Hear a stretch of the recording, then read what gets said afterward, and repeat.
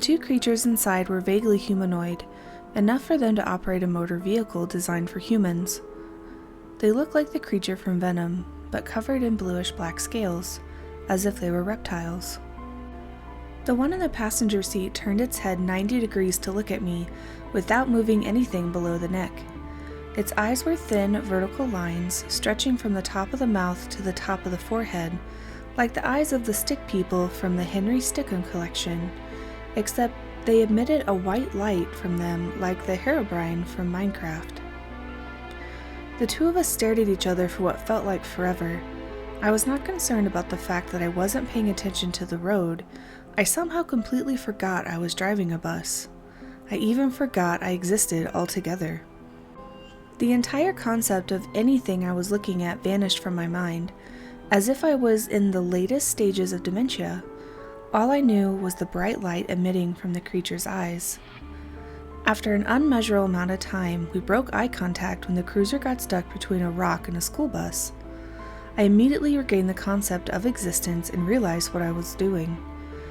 The bus had been going in a straight line, but the road wasn't straight, and the bus had been veering to the left lane this whole time until the bus was pushing the cruiser against the cliff on the left. This caused the cruiser to come to a halt almost instantly. I immediately got back into my lane to avoid meeting a similar fate to the cruiser. "You're finally back," Angela screamed inches from my face. She'd got down and cried on the floor while repeating the same sentence multiple times through sobs. "How long was I staring at that thing?"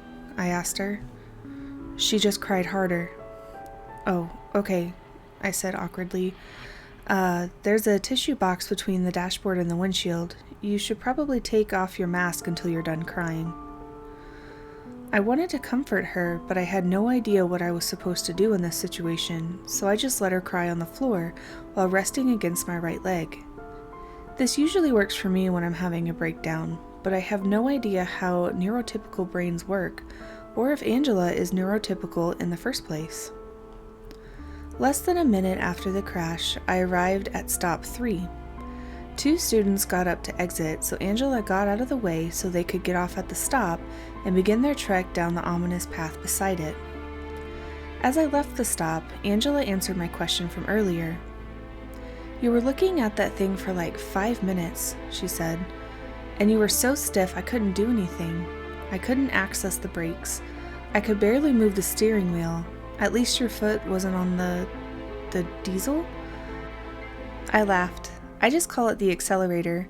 Which is stupider, calling a liquid fuel gas or calling the accelerator the gas? Ha! We should pay attention to what's going on around us so something doesn't sneak up on us like last time. Good idea. Well, I'm going to go back to my seat so I don't get yeeted through the windshield, but if you need any help or have any more questions for me, just call me and I'll come back up here. Alright. Minutes later, I heard clunky noises from the back of the bus. Before any of us could comprehend what was going on, the engine stopped. Rule number 10. If the engine stops for seemingly no reason, immediately start it up again and floor it. Do not look at what is behind the bus. If that doesn't work, refer to Rule 7 for everyone's safety. I desperately tried to start the engine, but it was no use. The bus was still gliding down the road because of inertia, but I could barely move the steering wheel. Powered steering was disabled when the engine turned off. The road was still relatively straight, enough for me to stay on the road with my very limited steering, but if I encountered a curve, I would have to stop the bus and execute Rule 7. The rules implied something behind the bus managed to turn off the engine.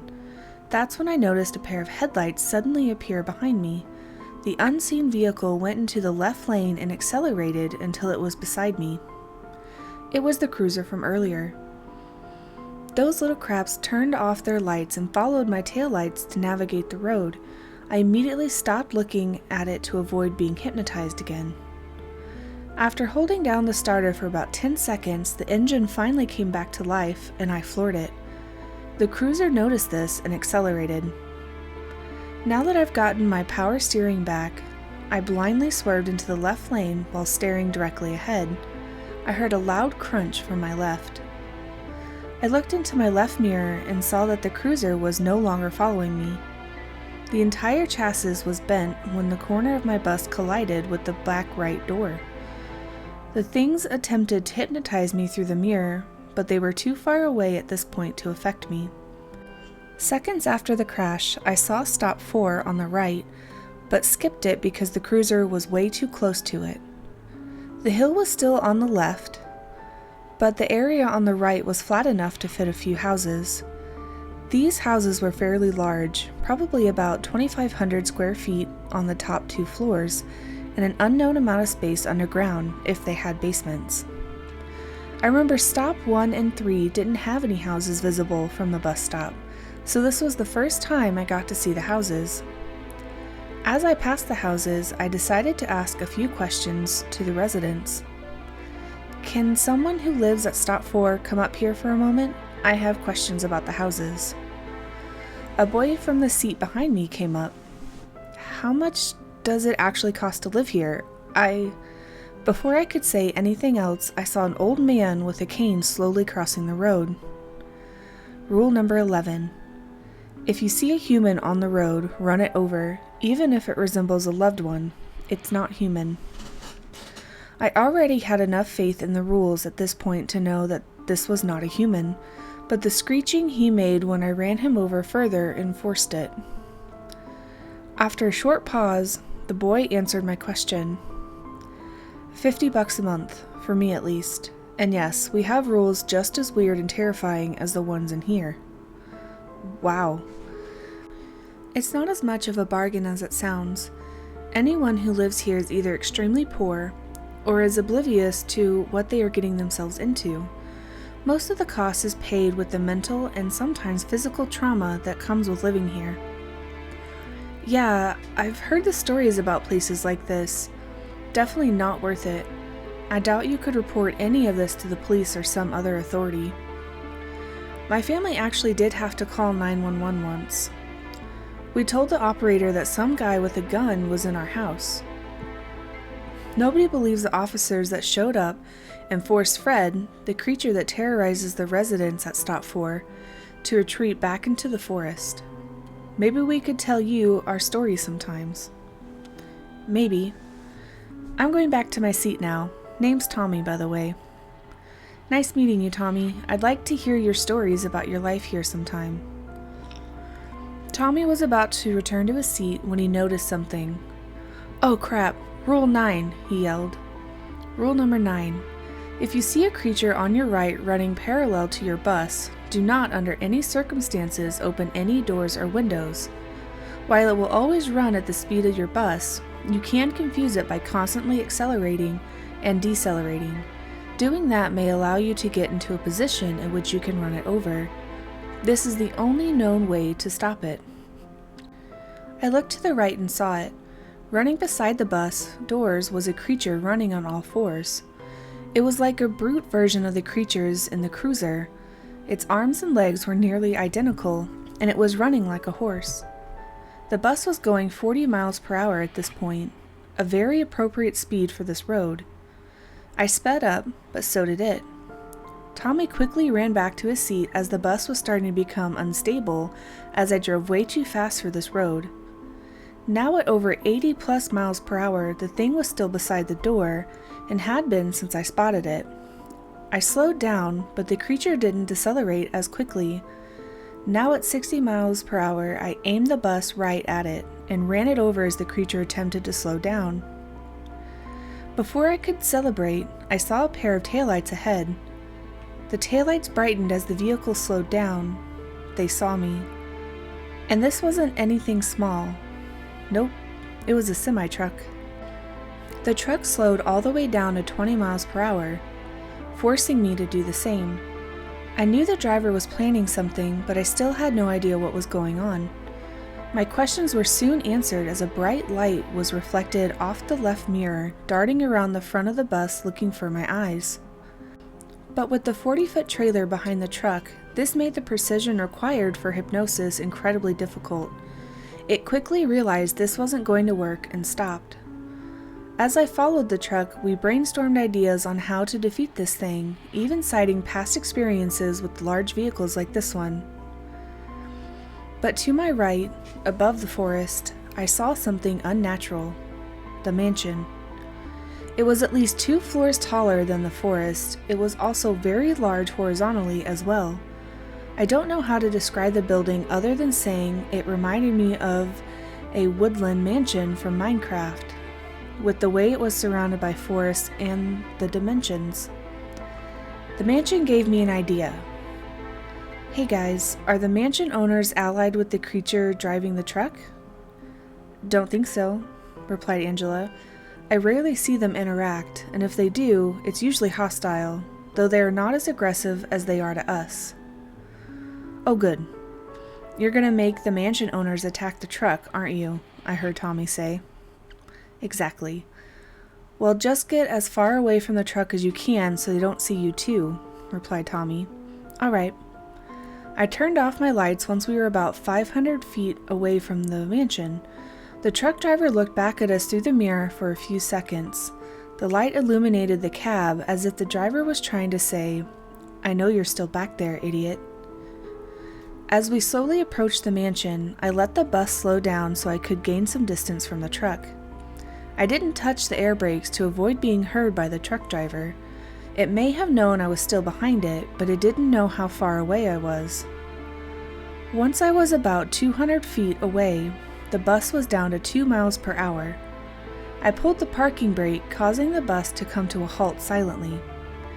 The truck was oblivious to what I was doing and was still going forward, very slowly for some reason. It seemed that it was trying to stall me until reinforcements arrived. We all got out our sunglasses to protect our eyes from what was about to happen, ready to put them on at any moment. The moment the truck's lights struck the road in front of the mansion, it happened. For a split second, I saw the light at full force. My vision was already being obstructed by spots, as if I've been staring at the sun for several minutes. Even with the sunglasses, it still bothered my eyes to look at it. Lights swarmed the truck like bees that had their hive disturbed. While the owners were distracted, I put the bus into reverse and floored it. The sound of the engine got the attention of the truck driver, but it was unable to turn around or reverse very quickly due to the trailer, so it ended up having to go forward to flee the owners. Now that the truck was gone, I went back into drive and continued down the road, though not very quickly to not catch up with the truck. I slowed down even more so I could get a better look at the now vacant building. The front of the mansion had wooden walls with a concrete base. There was a hole in the front with many equally sized rooms, with one window across the walls. Each room was illuminated by light bulbs on a chandelier. The rooms had a wide variety of contents.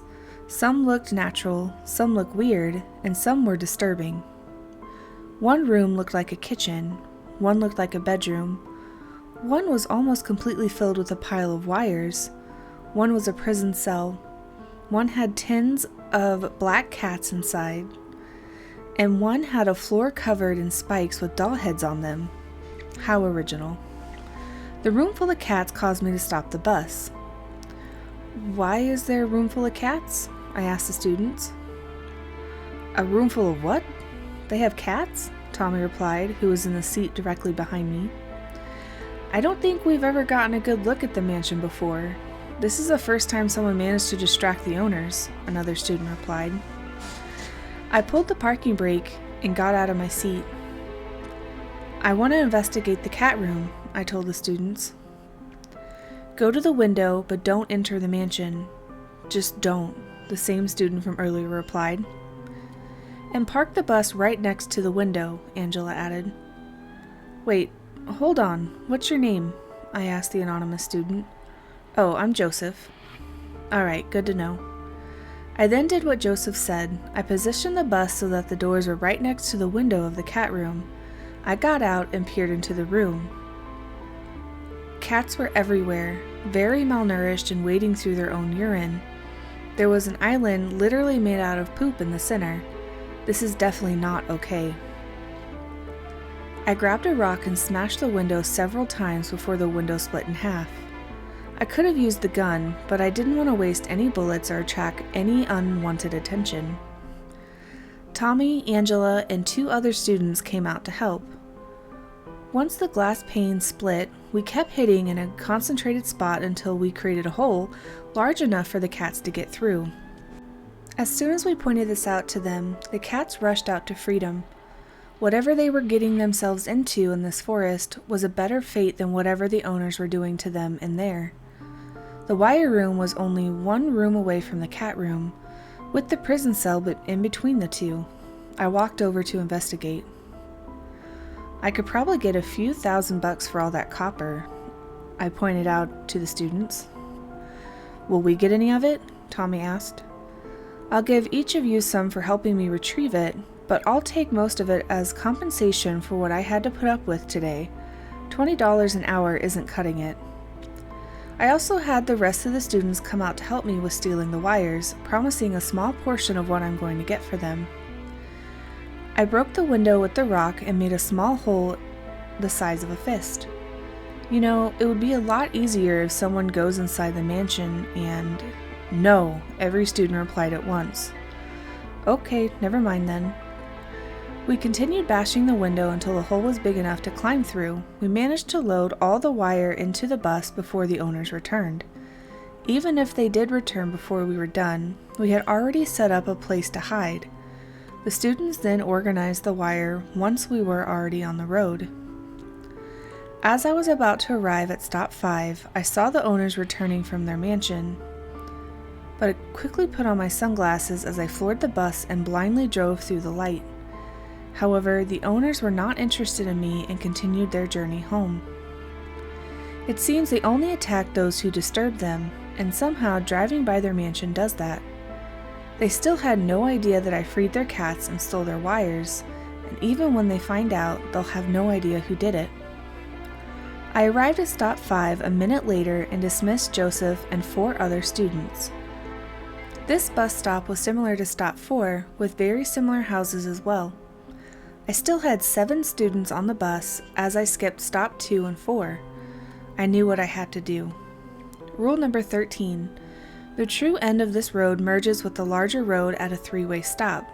If any students are still on the bus once you've passed all 5 stops, go back to the front of the road and try again.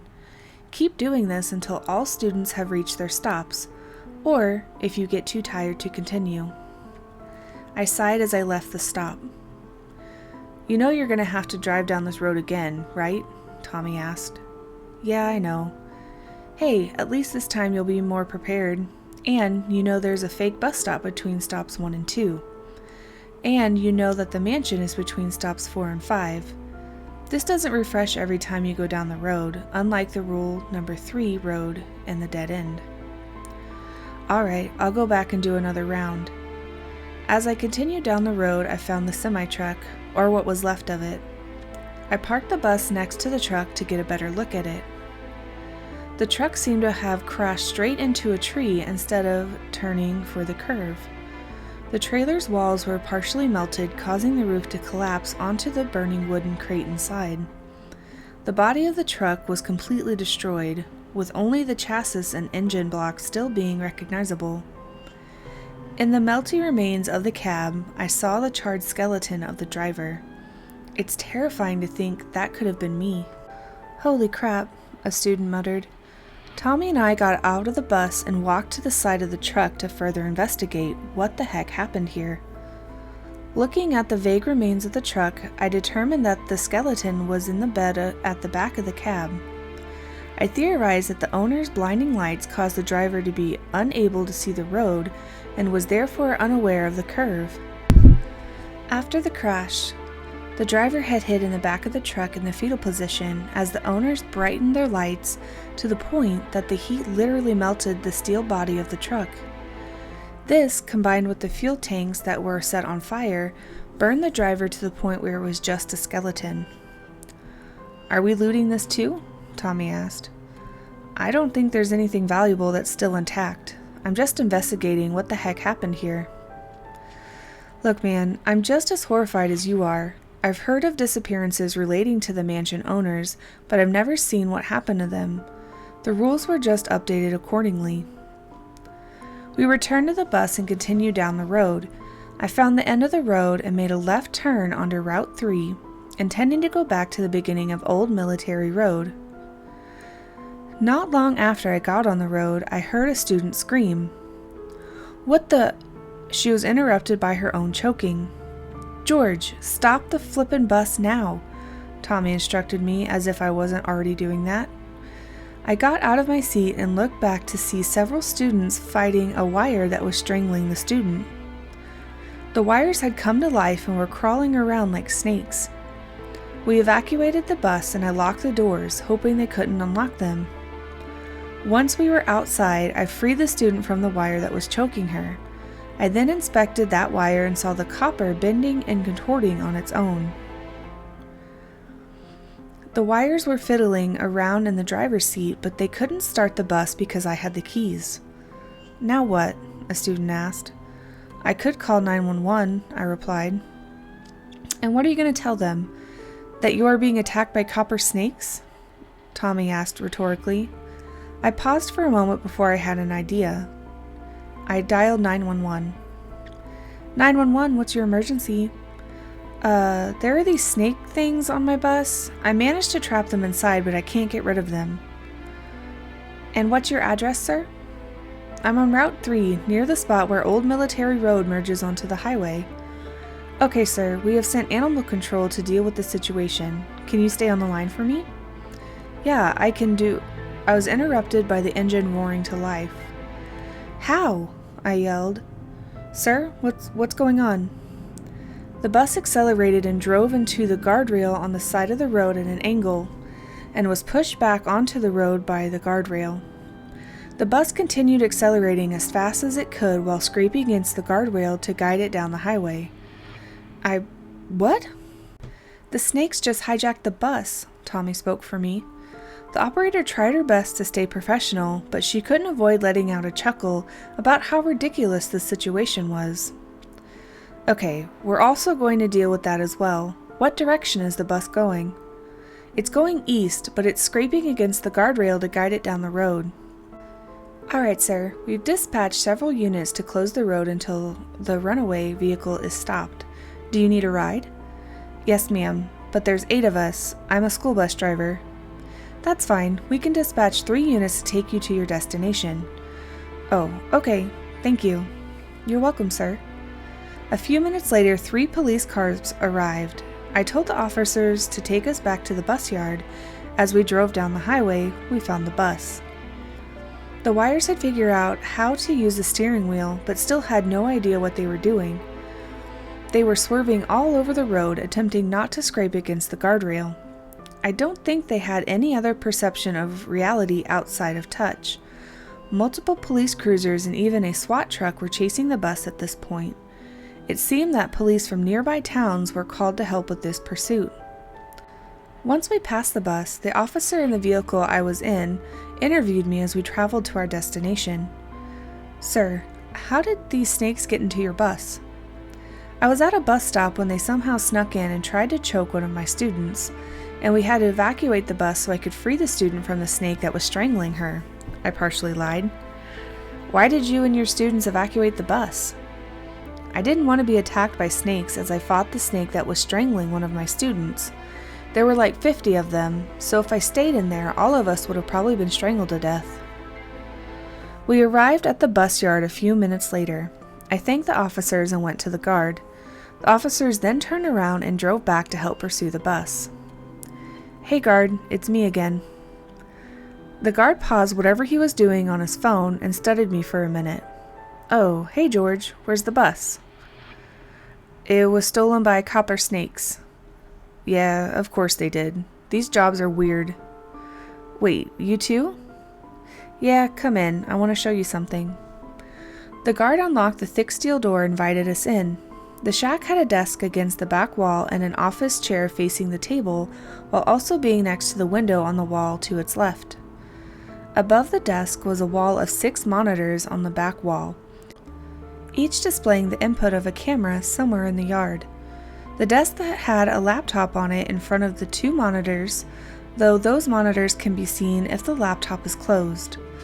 The shack was large enough for all of us to fit inside, though it was still a bit cramped. He picked up the paper I saw him look at when I first got here. Rules for Frederickson Bus Yard Guarding. You must follow these rules when guarding the bus yard. We cannot ensure your safety if you break any of these rules.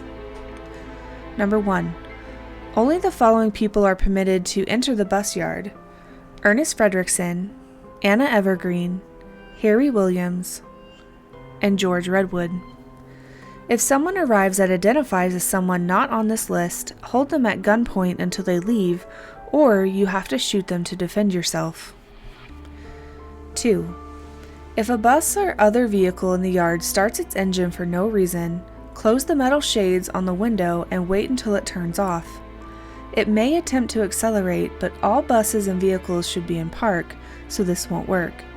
Do not, under any circumstances, make your presence known until the engine stops.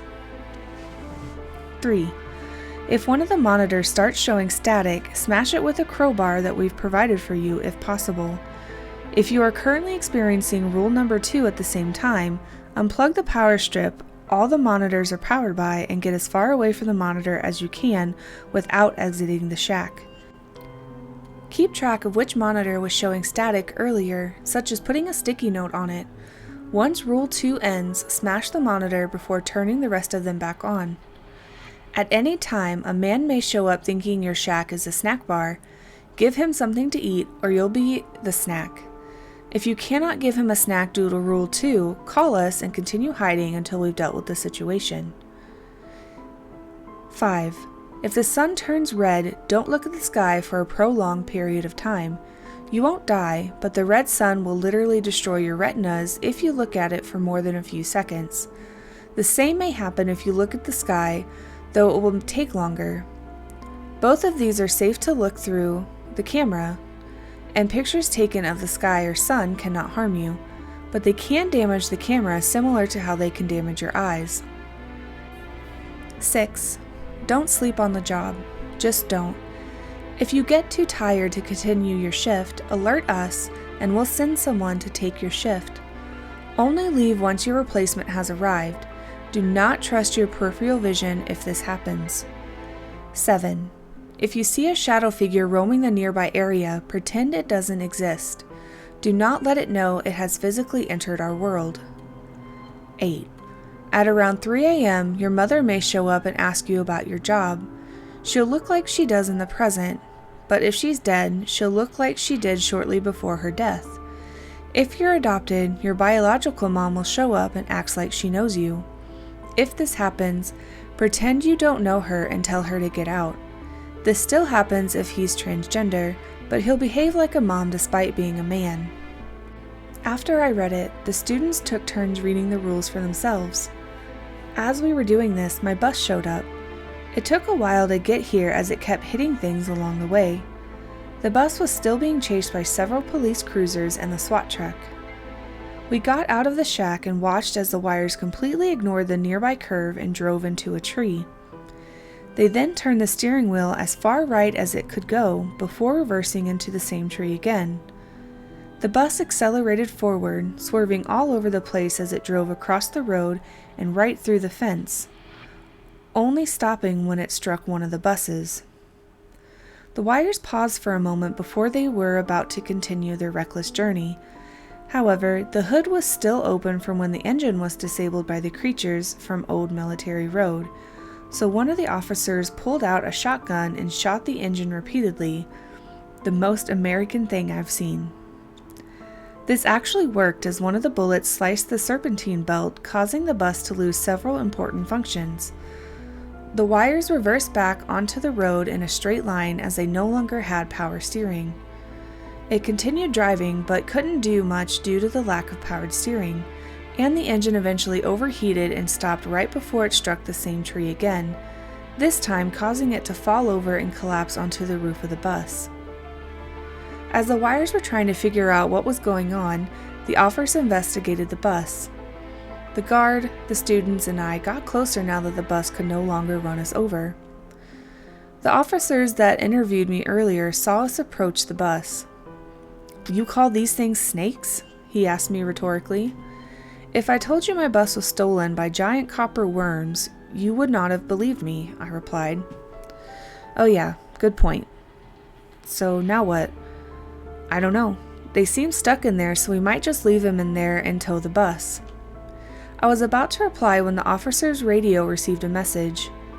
Philip, an armored truck got on the road and is going westbound towards your location. Sarah, weren't you blocking one of the entrances to the road? Yes, but the vehicle drove over my car and got on the road. It's that big. I think it's one of those marauders from the Top Gear episode. The rest of the officers were now gathered around Philip to hear what Sarah was saying. I wasn't in the car though. I was telling the driver why the road was closed when he drove over my car right after I told him why. Alright, copy that. Philip ended the call. Yeah, you know what she said. Use your vehicles and the bus to form a barricade. This won't stop the truck, but it'll delay us long enough to open fire on it. The truck eventually showed up, and it was indeed a black marauder. The marauder was being chased by even more police cars. A police helicopter was hovering far above us now. The car barricade would stand no chance against the marauder.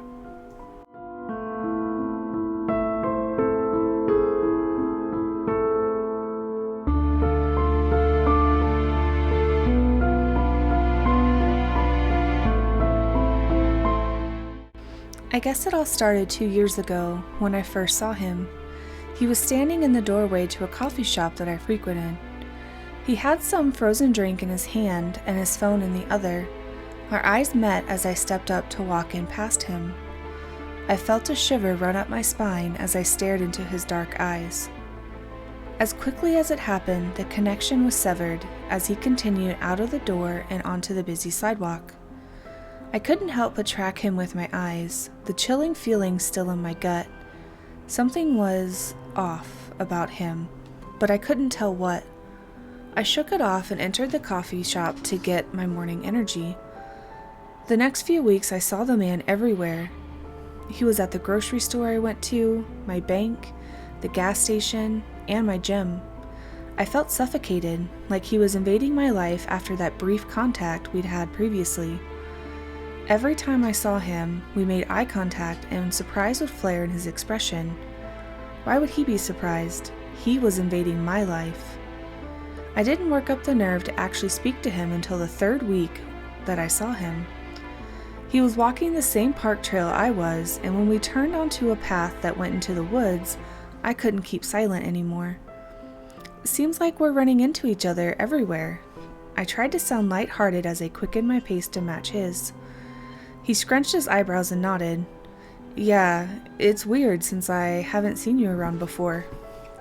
Well, of course you haven't. You've only just started following me. He stopped abruptly and turned to look at me. Look, I'm not following you. I don't even know you. He raised his hands like he was surrendering.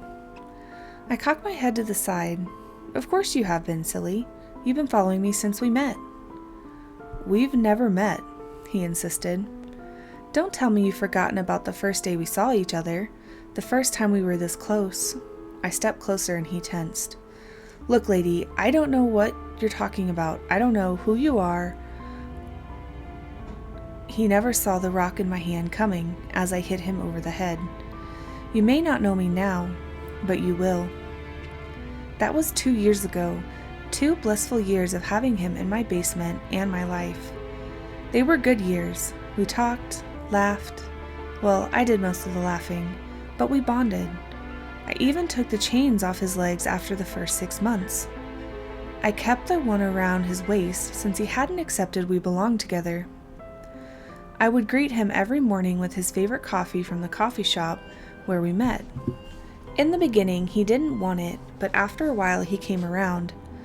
After a while he realized I was the only one that cared about him, the one he was meant to be with. Then, one day, he got free. I forgot to lock the chain securely around his waist, and when I came back from the store to make us dinner, he was gone.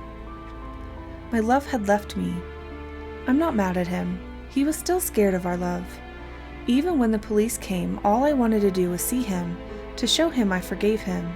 I understood.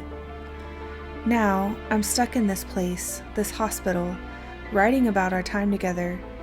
The doctors tell me that I stalked him, that I kept him prisoner, abused him. They don't know what they're talking about. He loved me. He wanted to be with me. But it's time for me to move on. I saw him 3 months ago for the first time as he was entering the visitation room. We made eye contact. His green eyes were so clear. The doctors say I will be released soon, that I'm better. I've been good. I have to be. I can't wait until I get to see him more.